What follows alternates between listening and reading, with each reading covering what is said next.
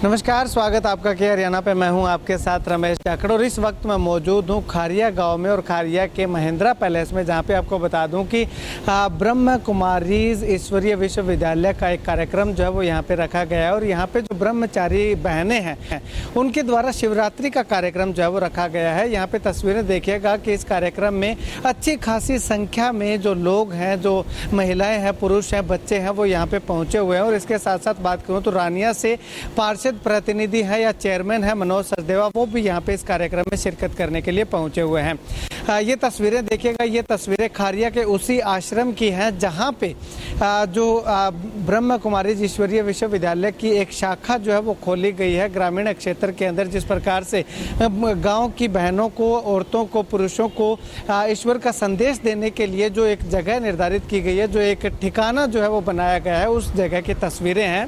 तो खारिया में जो नवनिर्मित ये अगर बात करूं तो केंद्र जो खोला गया है, तो उसका उद्घाटन समारोह का कह सकते हैं। और उसके उद्घाटन होने के बाद, उसके खुलने के बाद पहला कार्यक्रम जो है वो आज यहाँ पे रखा गया है। तो ऐसे में महाशिवरात्रि का पर्व और ब्रह्म कुमारीज का सबसे बड़ा पर्व भी इस महाशिवरात्रि। तो यहाँ पे बिंदु बहन जी हमारे साथ मौजूद है, इनसे बातचीत करते हैं कि ब्रह्म कुमारीज जो है वो महाशिवरात्रि को इतना खास क्यों मानती हैं और क्या इसके पीछे उद्देश्य है।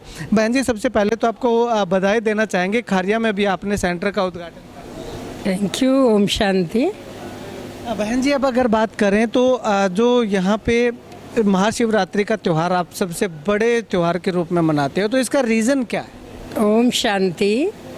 महाशिवरात्रि का सबसे बड़ा त्यौहार इसलिए है कि परम पिता परमात्मा भगवान शिव सबसे बड़े हैं और हम सब उनके बच्चे हैं। वो पूरे विश्व का पिता है, सारी राजनीतिक पार्टियों का पिता है, सारे धर्म पिताओं का पिता है, पूरी सृष्टि का पिता है, जो सबसे बड़ा है और सबके पिता है, तो उसका तो सबसे बड़ा ही त्यौहार होगा।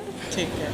अगर बात करें तो शिवरात्रि जो है, इसका महत्व आपके अनुसार या आपके इस ब्रह्म कुमारी ईश्वरीय विश्वविद्यालय के इस संदर्भ में क्या आपने कहा? एक्चुअली शिवरात्रि अगर इस शब्द में ही जाए ना, शिव की रात्रि, शिव माना भगवान शिव। यहाँ रात्रि से मतलब उस रात्रि से नहीं जो रात को 7 बजे 8 बजे दिन छिप जाता है। यहाँ रात्रि से मतलब अज्ञानता का अंधकार, बुराइयों का अंधकार, कमी कमजोरियों का अंधकार। आज का जो मानव है ना, वो अंधकार में है, वास्तव में अज्ञानता के अंधकार में है।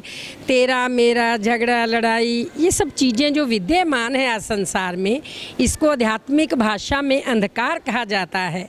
जैसे कोई व्यक्ति की आंखों के सामने कुछ गलत काम हो रहा हो और वो चुप रहे, तो ये बोलते हैं तूने क्यों आंखें बंद कर रखी हैं। उसकी ये आंखें बंद नहीं होती, वो समझ की आंख बंद कर देता है, कुछ कहता नहीं है कि गलत हो रहा है। ऐसे जब हमारी आंखों के सामने गलत हो रहा है, फिर भी हम चुप्पी साधे हुए हैं, हम कहते हैं हम क्यों बुरे बने, हमें क्या ज़रूरत है। इसलिए इस वक्त को अंधकार का वक्त कहा जाता है। जब ऐसा अंधकार सृष्टि पर आता है तो भगवान शिव अवतार लेते हैं, पर काया प्रवेश करके बच्चों को शिक्षा देते हैं। इसलिए उसके अवतरण को शिवरात्रि कहा जाता है, जहाँ शिव जयंती कहा जाता है।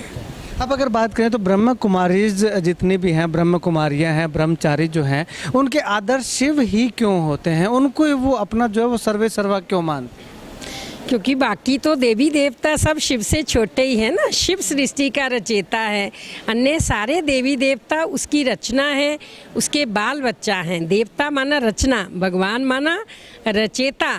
तो क्यों नहीं एक हाई पावर को पकड़ लिया जाए तो बाकी सारा कुछ तो बीच में ही आ जाता है ना। अगर डीसी किसी के हाथ में है तो बाकी ऑफिसर्स तो कहना मानेंगे ही मानेंगे। इसलिए भगवान शिव सबसे बड़े हैं, तो क्यों नहीं हम उससे परम सत्ता से कनेक्शन जोड़ें, तो ऑटोमेटिक है आपके अंदर वो सारे गुण आते जाएंगे और सारे आपके गुणों को सम्मान देंगे, आपकी विशेषताओं को। आज समाज के अंदर अगर ब्रह्मा कुमारीज का भी मान सम्मान है तो वो गुणों विशेषताओं के कारण है, जो भगवान शिव ने भरी है। हमारा कुछ नहीं, हम कहते हैं उसने हमें बनाया, देखो, मैं जब एक ऑर्डिनरी बहन थी तो मेरी कोई वैल्यू नहीं थी। मैं संस्था से जुड़ी, मैंने भगवान शिव की आज्ञाओं का पालन किया, तभी तो समाज ने मुझे मान सम्मान देना। एक आखिरी सवाल करूंगा।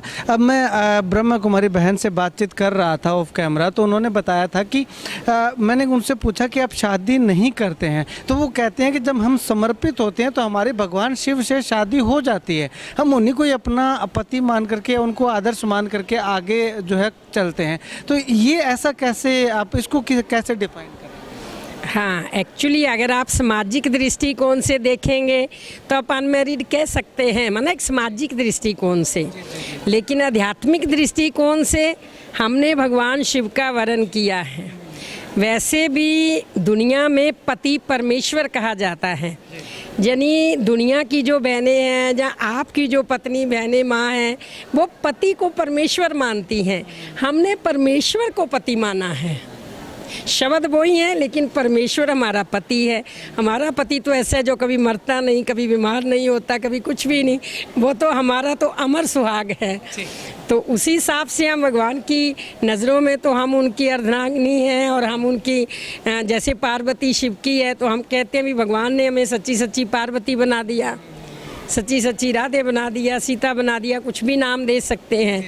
तो शिव विवाह जो दिखाते हैं, शिव कोई व्यक्ति तो है नहीं जो किसी एक औरत से विवाह करेगा, उसके लिए तो पूरी सृष्टि, उसके बाल बच्चे हैं।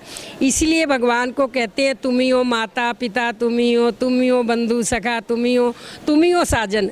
ये सारा सृष्टि गाती है कि यानी उसके साथ हमारे सर्व संबंध हैं। तो दूसरी बात है बड़ी कि एक छोटा सा परिवार क्यों नहीं बनाया हमने, क्योंकि व्यक्ति फिर उसमें उलझ जाता है, फिर वो समाज सिमट के रह जाता है, वो समाज की खुली सेवा नहीं कर सकता है। आप पूरे समाज को भगवान ने हमें कहा, बच्ची तुम जगत माताएं हो, तुम्हें पूरे जगत का कल्याण करने के इतने से दायरे में सिमट के ना बैठो। मैं तुम्हारे में ऐसी विशेषताएं भर रहा हूँ कि तुम तो सृष्टि की माँ बनो और सृष्टि का पालन करो और सृष्टि का कल्याण करो। ये कार्य संसार के हिसाब से एक अनमैरिड करने ही कर सकती है। मैरिड का पहला कर्तव्य बनता भी है, जिन बच्चों को उसने जन्म दिया, जिस पति के साथ उसने संबंध जोड़ा है, उसका पहला फर्ज उनको संभालना है। हमारा पहला फर्ज कोई एक व्यक्ति या एक बच्चा नहीं है, आप सारे हमारा पहला फर्ज हो। शुक्रिया बातचीत के लिए।